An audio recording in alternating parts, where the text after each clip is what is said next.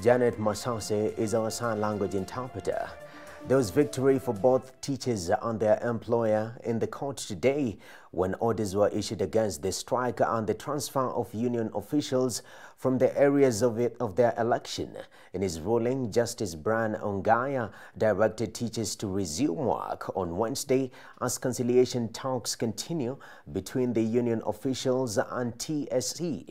NAT Secretary General, on the other hand, has insisted that the strike should continue and that teachers should not be afraid. The battle between the Kenya National Union of Teachers and the tutors' employer, the Teachers Service Commission (TSC), has now shifted to court, where the latter has obtained orders stopping the strike and ordering teachers to report to their workstations in time as learning is intended to carry on as usual. However, NAT Secretary General Wilson Sossion, who spoke in Nairobi yesterday, said that the directive would not stop the union's members from participating in the strike. Sossion further went ahead to accuse the TSC of failing to show up at the solution-seeking meeting that was held yesterday.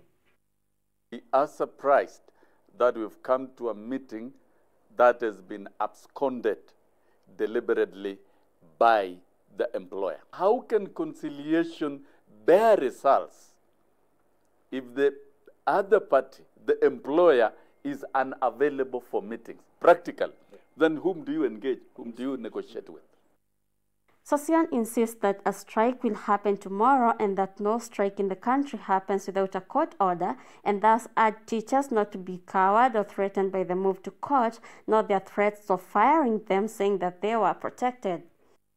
Teachers who have been affected by transfers and delocalization and who have appealed should be listened to, and they should not be victimized. Yes. We hereby direct all the teachers in the Republic this minute, as the labor movement that truly and honestly represents them, those who have been affected by transfers, by the dint of the court order, they should not move. However, the court that is against the teacher strike has supported the TSC in insisting that the teachers should report to their workstations as expected tomorrow, urging the two unions to carry on with their solution-seeking discussions. The case will be heard again on January the 17th.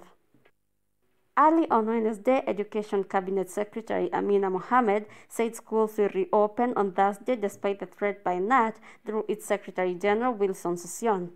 Win Rosmwangi, KUTV.